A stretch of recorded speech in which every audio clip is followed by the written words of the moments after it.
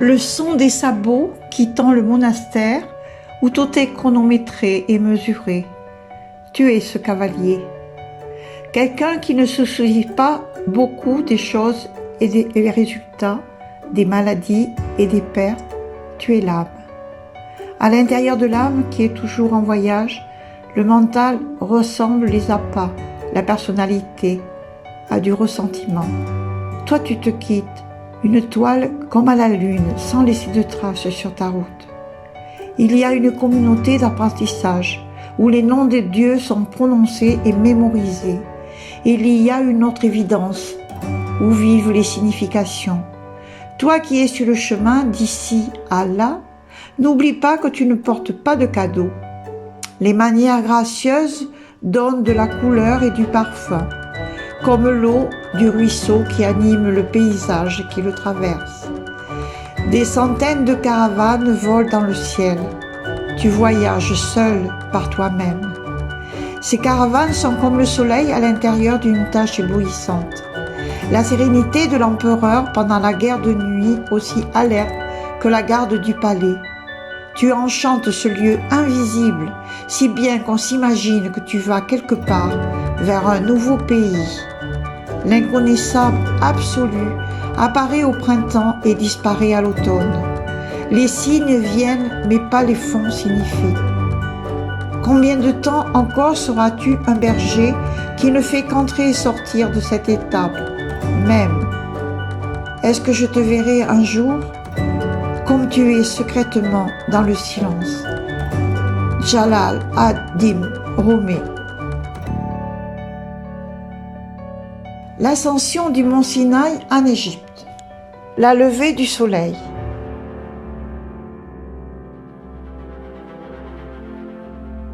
Le mont Sinaï surplombe le monastère de Sainte-Catherine en plein milieu d'une zone montagneuse désertique. Il culmine à 2280 mètres d'altitude et c'est un lieu de pèlerinage célèbre puisque c'est l'endroit où Dieu aurait dicté les 10 commandements à Moïse. L'ascension de ce mont est à ne pas manquer sous aucun prétexte et accessible à presque tout le monde. Il faut compter un peu moins de 2 heures. La première partie se fait sur un sentier en pente relativement douce, bordé par des vendeurs de thé et des loueurs de couvertures, parce que là-haut, il fait froid. Pour les moins courageux, il est possible d'avoir l'aide d'un dromadaire pour ce premier tronçon. C'est pour les derniers 300 mètres qu'il faudra fournir le plus d'efforts. En effet, il faut gravir plus de 700 très hautes marches en pierre pour atteindre le sommet. Vos cuisses risquent de chauffer, mais la récompense est de taille. Il est recommandé de s'arranger pour arriver aux 2280 mètres au lever du soleil ou au coucher du soleil. Nous avons fait les deux. Les couleurs ocre et rosées des montagnes vous offriront un panorama exceptionnel. Pour cela, je garde un excellent souvenir de cette ascension et de l'ambiance qui y règne dans ce paysage lunaire. Il faut absolument prendre avec soi des vêtements chauds. Il fait très froid en altitude, dès que le soleil n'est plus présent, ainsi qu'une lampe de poche pour s'éclairer sur le sentier. Nous étions pleins d'enthousiasme, notre groupe, pour effectuer l'escalade du mont Sinaï, qui en réalité ne se fait pas comme une simple montagne. Et nous sommes convaincus de le faire différemment en pensant aux anciens qui ont foulé cette terre et qui ont déposé en tant qu'ancêtres spirituels une influence hors norme d'expérience, de pensée, de philosophie. C'est en grimpant pas à pas que je fus inondé d'un frisson de cette expérience merveilleuse et légendaire. Nous étions pétrifiés de froid, mais ô combien nous nous blottissions dans les bras les uns des autres pour nous réchauffer, mais l'expérience fut unique. Le lever du soleil. Le coucher du soleil sera une autre vidéo au mont Sinaï. Cet endroit très particulier, majestueux, d'une beauté impressionnante, incomparable, nous pousse dans la contemplation de la beauté de ce qui est exposé devant nos yeux. Le lever du soleil serait peut-être plus puissant, qui m'a laissé une image indélébile dans mon esprit.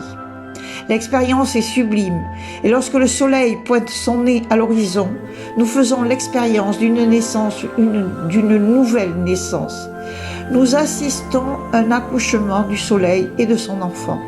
Il n'y a pas de mots, il n'y a pas de phrases, il n'y a pas de pensée, juste le moment présent, telle une révélation d'un secret profondément enfoui de génération en génération.